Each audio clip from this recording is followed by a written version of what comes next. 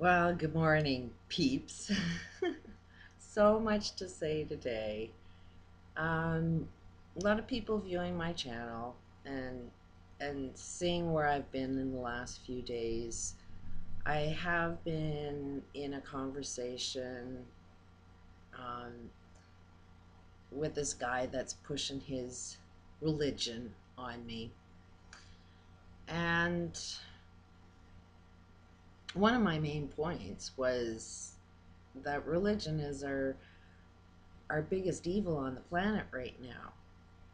Um, Ultimately, all of reality is created by what we choose to believe to be true. And religious people have this book. They don't live life.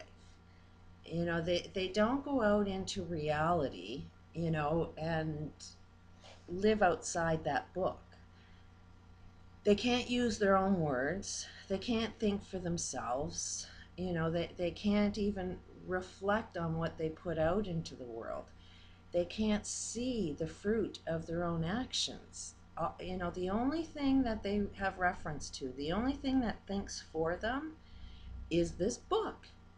And that doesn't make any sense to me whatsoever, because if your actions are good, if you have positive energy, then you should see an effect out in your world. And as you can see in the conversations that are posted with the videos, um, it's nothing but a friggin' argument, and if you see that same pattern, these are the same arguments we have, within our families, within our communities, within wars from country to country. One guy always thinks he's right, and the other side always thinks they're right, and it's like, at what point do you find an agreement that ends war? And I personally believe the guy that's right is the one that's willing to communicate, the one that's willing to compromise. And I have constantly shown this guy, hey, I'm into peace and love. I'm into ending war. I'm into focusing on the bigger problems that need to be solved, and where can we find some kind of an agreement? And he came back at me with, oh no, you just want to be right. And it's like, no, I'm accepting that I can be wrong. And he's stuck on this idea of, well, your belief of living 900 years is insane.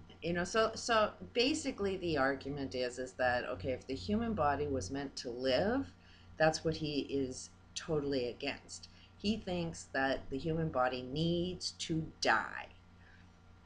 And that's like so negative to me. It's like, okay, you've got a death wish. You want to kill me in one way or another. You want me dead. You either want me aging, you want me dead through how we treat our planet, earthquakes or earth changes or whatever, accidents that can be prevented, or an illness. One way or another, religious people have a death wish because they all are focused on, we need to die. And this is like the bigger picture of, can you not see that that's what religion is all about? Is they want you dead. And it is the most offensive thing to them to say, well, what if the human body's not meant to die? There's an aspect in the Bible that says they were living 900 years. What made them all live 900 years? Well, they were living a very righteous life. So, where is the concept of saying, okay, maybe we all aren't righteous? Maybe we're all not living right. Like, let's kind of reverse that, reverse mechanics, and see what is it that we're possibly doing wrong that's not righteous. And it is when you see a constant seeing people die, and you see people die for hundreds and hundreds of years, you form a belief that says all humans need to die. So then you're going to play out that game because that's all you know. And that's what DNA is. DNA is nothing but your own personal programming of what you believe to be true. So if you believe you need to die, if you're programming, your DNA has the belief, because you've seen it all through history, that you need to die, then in one way, shape, or form, you are programmed to accept death.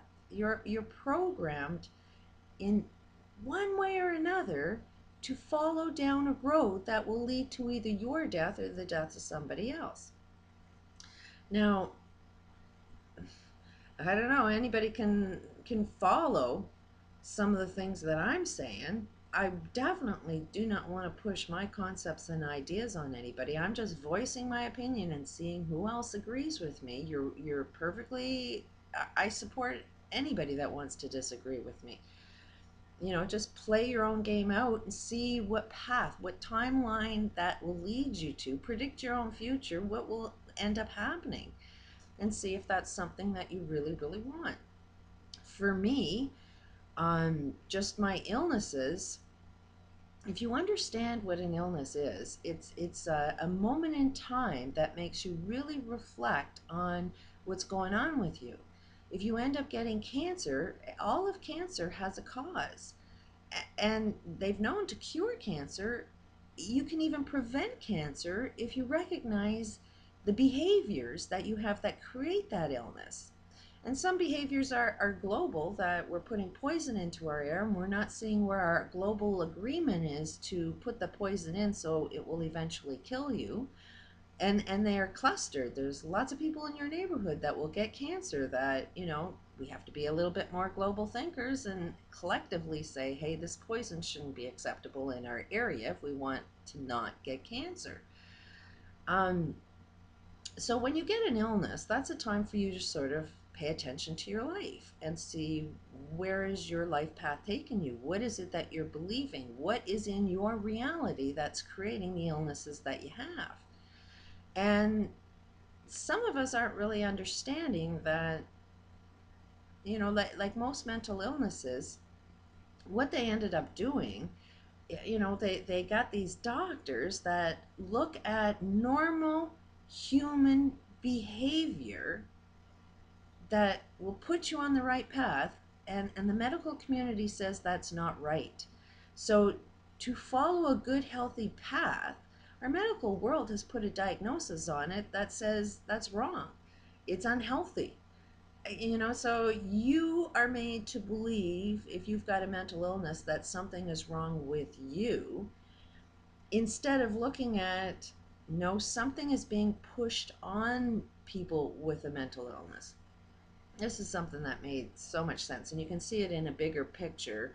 You can see the same game playing out. But I mean, if my ex-husband, who was abusive and controlling and not responsible or accountable and was doing harm to my life, I mean, anytime he did something harmful, guess what? I would end up crying. You can't beat somebody and not let them have a broken bone and say, hey, beating is kind of wrong. You can't emotionally torture somebody and eventually not see a tear get cried. But, you know, him, he wanted to say that I had a mental illness, that I was depressed. And it's like, no, I'm perfectly happy. Every time you do that, you make me cry, because that's kind of hurtful and painful, and I can't fight you. And he attempted to constantly give these medical diagnoses that, um, one of them was, he wanted to convince me that I was bipolar. Why? Because I choose to be happy. You know, so people that are happy, um, and then, you know, and cry, like have a mood swing. You can see them happy and then get sad.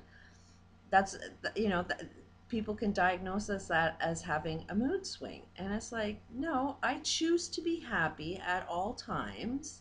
But yeah, when you do this, you will make me cry, but I'm not going to fall into those negative tears all the time. I'm going to, you know, just release the negative energy through tears every time you do harm to me, but I'm going to constantly choose to be happy.